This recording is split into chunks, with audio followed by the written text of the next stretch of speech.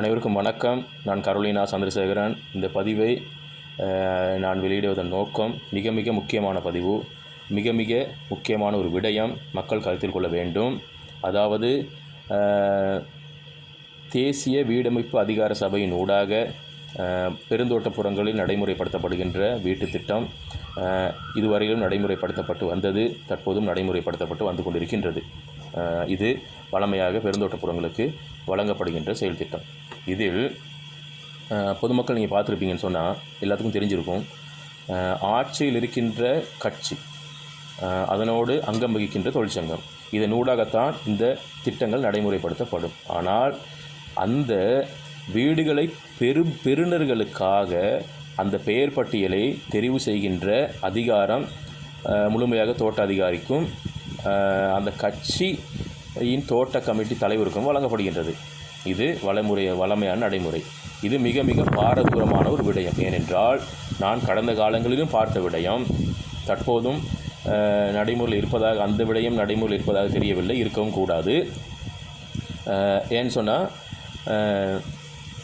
அந்த வீடுகளை வழங்குவதற்காக அந்த பெயர் பட்டியலை தெரிவு செய்வதற்கான பொறுப்பு வழங்கப்படும் தோட்ட அதிகாரி ஊடாக தோட்ட கமிட்டி தலைவரிடம். அந்த தோட்ட கமிட்டி தலைவர் என்ன செய்வான்? இவன் தனக்கு வேண்டியவர்களுக்கு, தன்னுடைய உற்றார் உறவினர்கள், தனக்கு வாழ் பிடிக்கிறவர்கள், இவங்க எல்லாத்துக்கும் முதல்ல தெரிவு செஞ்சுட்டு அதற்கு பிறகுதான் பாதிக்கப்பட்ட மக்களுடைய பெயர் பட்டியல் இணைக்கப்படும். இது வழமையாக தோட்டப்புறங்களில், பெருந்தோட்டப்புறங்களில் நடக்கின்ற உண்மை. இல்லைன்னு சொன்னால் சொல்லுங்கள், எந்த தோட்டத்திலாவது நடைமுறை நடக்கலையா? ஒரு தோட்ட கமிட்டி தலைவர் தனக்கு சார்பாக இருக்க மாட்டானா, செஞ்சிக்க மாட்டானா? செஞ்சுக்கிட்டு தான் இருக்கிறான். நான் எல்லாரையும் குறிப்பிடலை, இந்த மாதிரி செய்கிறவங்களுக்கு தான் குறிப்பிடுறேன். சரியா? நல்லவர்கள் இருக்கிறாங்க, அதுக்கான ஆதாரமும் என்கிட்ட இருக்குது. ஆனால் பெரும்பான்மையாக இந்த மாதிரியான தலைவர்கள் தான் இருக்கிறானுங்க. ஆக இந்த மாதிரியான திட்டங்கள் நடைமுறைப்படுத்தப்படுமாக இருந்தால் அதில் கதாநாயகனாக இருப்பான் அந்த அரசாங்கத்தோடு ஒட்டி கொண்டிருக்கின்ற, அரசாங்கத்தோடு அங்கம் வகிக்கின்ற தொழிற்சங்கத்தின் தோட்ட கமிட்டி தலைவர். அவன் தாங்க ராஜாவாக இருப்பான். அவன் சொல்கிறது தாங்க நடக்கும். சரியா மக்கள்? இது ஏன்னா நல்லா யோசிச்சு பாருங்கள். தேசிய ரீதியில் அரசாங்கத்தினூடாக ஒதுக்கீடு செய்யப்படுகின்ற பணம், இதை தாண்டி இந்திய அரசாங்கத்தினூடாக ஒதுக்கீடு செய்யப்பட்ட நிதி ஒதுக்கீடு செய்யப்பட்ட பணத்தின் ஊடாக நடைமுறைப்படுத்தப்படுகின்ற திட்டம். இந்த திட்டம் தேசிய அபிவிருத்தி வீடமைப்பு அதிகார சபையின் ஊடாக நடைமுறைப்படுத்தப்படுகின்றது. இது அனைத்தும் தேசிய ரீதியில் நடைமுறைப்படுத்தப்படுகின்ற செயற்திட்டங்கள். ஆனால் அது பெறப்படும் போது அதன் பெறுநர்களை தெரிவு செய்வதற்கான சக்தி தோட்ட கமிட்டி தலைவர் என்கின்ற அமைப்பு முறையிடம் ஒப்படைக்கப்படும் போது இது முழுமையாக, நேர்மையாக, சுயாதீனமாக நடைமுறையில் படுத்தப்பட்டிருக்கின்றதா என்பதை நான் உங்களிடம் கேட்கின்றேன். கேட்கப்பட வேண்டிய நியாயமான கேள்விதான் இது. நடைமுறை இது நடக்கவில்லை. ஏனென்றால் இதில் பல பாகுபாடுகள் நடந்து வருகின்றது. நல்லா யோசிச்சு பாருங்கள். இவ்வளோ அரசாங்கத்தினூடாக ஒதுக்கீடு செய்யப்படுகின்ற நிதிக்கு பல இடங்கள் தோட்ட கமிட்டி தலைவரை பார்த்தீங்கன்னு சொன்னால் 5ஆம் கிளாஸ் கூட பாஸ் பண்ணிருக்க மாட்டான். இவன் தான் தெரிவு செய்வான்னு சொன்னால் அப்போ இந்த எங்களுடைய தரம் எங்கு நிர்ணயிக்கப்பட்டு வைக்கப்பட்டு இருக்கின்றது என்பதை கொஞ்சம் தெரிவு செஞ்சு பார்த்துக்கொள்ளுங்க மக்கள். ஏன்னா பாதிக்கப்பட்ட நிறைய மக்கள் இன்றைக்கி வீடு கிடைக்காம நடுத்தெருவில் நிற்கிறாங்க. இதுதான் உண்மை. ஆனால் ஒருவருக்கு 2 வீடுகள் 3 வீடுகளும்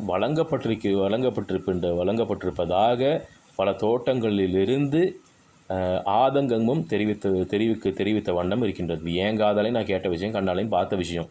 விளங்குதா?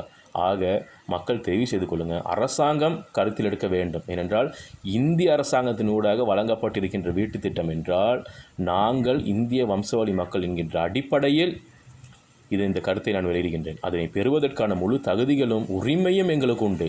பாதிக்கப்பட்டவர்களுக்கு இது சென்றடைய வேண்டும், தேவையுடையோருக்கே சென்றடைய வேண்டும். வெறுமனே ஒரு தோட்ட கமிட்டி தலைவர் தான் தீர்மானம் பார்ப்போம்னு சொன்னால் அப்போ அரசாங்கம் எதுக்கு, நாடு எதுக்கு? தேசிய ரீதியில் பார்லிமெண்ட்டில் ஒதுக்கீடு பிரேரணை கொண்டு வந்து எதுக்கு நீங்கள் காசு ஒதுக்கி நடைமுறைப்படுத்தி செஞ்சுக்கிட்டு உட்காந்துருக்கிறீங்க? அப்படின்னா தோட்ட தலைவர்கிட்ட காசு கொடுத்து செஞ்சிடலாமே, தோட்டத்துறைக்கிட்ட காசு கொடுத்து செஞ்சிடலாமே. தோட்டத்துறை என்ன பண்ணுவான், தோட்ட அதிகாரி என்ன பண்ணுவான்னு சொன்னால் அவன் தோட்ட தலைவர் சொல்கிறது தான் கேட்பான். ஏன்னா இவங்க அல்லக்கை இல்லாமல் அவனுக்கு நிர்வாகம் செய்ய முடியாது. விளங்குதா?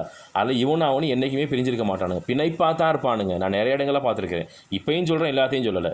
எந்த ஒரு தோட்ட கமிட்டி தலைவர் மக்களை சுரண்டி திங்கிறானோ, எந்த தோட்ட கமிட்டி தலைவர் மக்களை ஏமாற்றிக்கிட்டு இருக்கானோ, எந்த தோட்ட கமிட்டி தலைவர் தனக்காகவும் தன் குடும்பத்துக்காகவும் மட்டுமே சிந்திச்சுக்கிட்டு இருக்கானோ, சுயநலமாக செயல்படுறானோ, இவனுங்களுக்கு தான் அந்த பதிவு, இவங்களுக்கு மட்டும்தான் கோவம் வரும். தயவு செய்து மற்றக்கெல்லாம் கொடி பிடிச்சிட வேணாம். நான் எதுக்காக சொல்கிறேன்னு சொன்னால், மக்களுக்கு சுயாதீனம் கிடைக்க வேண்டும், மக்கள் அதிகாரம் மக்களுக்கு பகிரப்பட வேண்டும். இந்த திட்டமாவது நேர்மையாக நடைமுறைப்படுத்தப்பட வேண்டும். நல்லா தெரிஞ்சுக்கொள்ளுங்க மக்களே, இந்திய அரசாங்கம், இந்திய பேரரசின் ஊடாக வழங்கப்படுகின்ற நிதி, அந்த நிதி ஒரு தோட்ட கமிட்டி தலைவர் தான் தீர்மானிப்பான் அப்படின்னு சொன்னால் எங்கே இருக்குது? மக்கள் தெரிஞ்சுக்கொள்ளுங்க. மக்கள் பாதிக்கப்படுவீர்களாக இருந்தால் நீங்கள் நேரடியாக உங்களுக்கு கேட்கறதுக்கான வாய்ப்புகள் இருக்குது. ஏன்னா உரிமை உங்களுக்கு உண்டு, விளங்குதா? அது தெரிஞ்சுக்கோ. அந்த உரிமையை கையில் எடுங்க. சட்டத்தின் ரீதியாக அகிம்சை ரீதியாக கேளுங்க, எந்த பிரச்சனையும் கிடையாது, விளங்குதா? அதை தெரிவிப்பதற்கான திணைக்களங்கள் உள்ளது. தேசிய வீடமைப்பு அதிகார சபைக்கு அறிவிக்கலாம். தோட்ட துறையிட்டு இப்படி கெஞ்சிக்கிட்டு இருக்காங்க. அவன் அந்த நாய் என்றைக்குமே நமக்கு நீதி செய்ய மாட்டான். அவன் தோட்ட தலைவர் என்ன சொல்கிறான், அதை தான் கேட்டுக்கிட்டு இருப்பான், விளங்குதா? அதனால் இது நேர்மை நடக்கும்னு சொல்ல முடியாது. ஆக நீங்கள் தெரிந்து கொள்ள வேண்டும். இது மிக மிக முக்கியமான விஷயம். அந்த கருத்தை பதிவிடுறேன்னு சொன்னால் மக்கள் பாதிப்படையக்கூடாது. பாதிக்கப்பட்டவர்களுக்கு இந்த வீட்டு திட்டம் சென்றடைய வேண்டும் என்பதற்காக சொல்லுகின்றேன். அரசாங்கத்திற்கு மீண்டும் ஒரு பரிந்துரை, நீங்கள் நடைமுறைப்படுத்தப்படுகின்ற இந்த செயல் திட்டத்தை நீங்கள் ஒரு குழுவை அமைத்து பரிந்துரை செய்யுங்கள். தோட்டத்துக்கு தோட்டம் பரிந்துரை செய்யுங்க, குழு அமைச்சு, சுயாதீனமான ஒரு குழு அமைச்சு பரிந்துரை செய்யுங்க. அந்த குழு வழங்குகின்ற பரிந்துரையின் அடிப்படையில் இந்த திட்டத்தை நடைமுறைப்படுத்துங்கள்.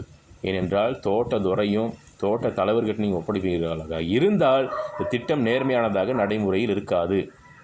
கடந்த காலத்தில் நடந்த தவறுகளை சரி செய்வதற்காக வந்த அரசாங்கம் என்று கூறிக்கொள்கின்ற அரசாங்கம் நிச்சயமாக இந்த விடயத்தை கவனத்தில் எடுக்க வேண்டும். ஒரு மாற்றத்தில் இதிலிருந்து உண்டாக்குங்கள் நீங்களாவது. நான் ஏன் சொல்கிறேன்னு சொன்னால், பாதிக்கப்பட்டவங்களுக்கு போய் சேரணும்.